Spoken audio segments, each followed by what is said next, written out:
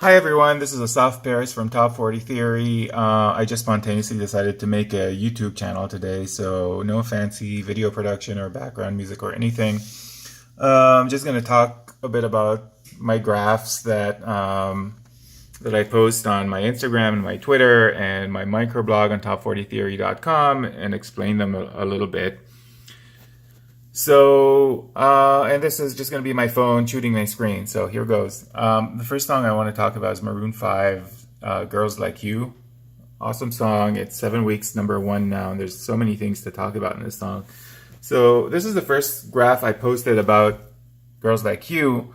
It's a very simple graph. It just kind of shows the large-scale melodic structure of this song, or it shows basically how every phrase ends on D and lingers on the D, and the song is in C major, so D kind of implies a dominant, implies tension because it's a step above C, the tonic.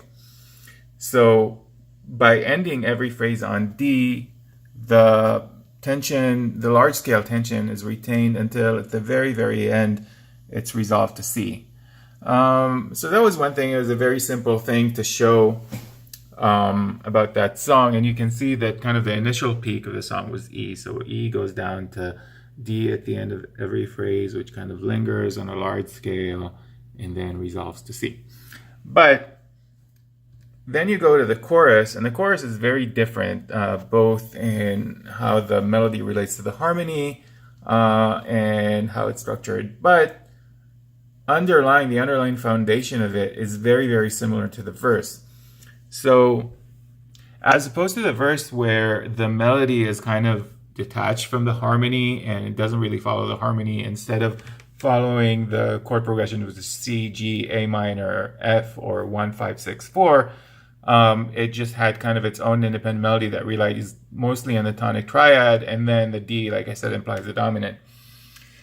In the chorus, on the other hand, they kind of switch to a different style where the melody corresponds to the harmony. So you see over the C, we have two chord tones, and in between them there's a passing tone. And then the next chord is G, and again you have two chord tones. And in the middle there's a passing tone between them. But then instead of continuing with that pattern like this, this, right? They break that pattern and they revert back to a style where the melody is more independent on the harmony. And when you do that, you usually rely on the pentatonic scale. So from here,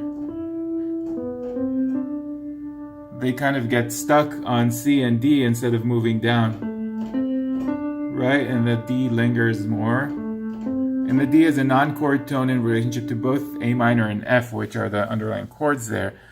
And then, just like it happens in the verse, at the very end of the section, it resolves to C. So, very different melodies, very different harmonic approaches, or melodic approaches rather, and very different rhythmic arrangement. But the underlying structure is very, very similar, and it's kind of based on the same principle of letting that implied dominant in the melody hang there until it resolves to the tonic. So, interesting stuff. I hope that made sense and was helpful. I'll link in the description to the graphs and my social media. It's not yet, this one is not yet on my microblog. I'll try to upload it soon. But yeah, there's going to be links, and you can follow me on all these different things: Twitter, Instagram, Facebook, and the blog. And I'll make more videos like this. Hope to see you soon. Hope you tune in. Bye.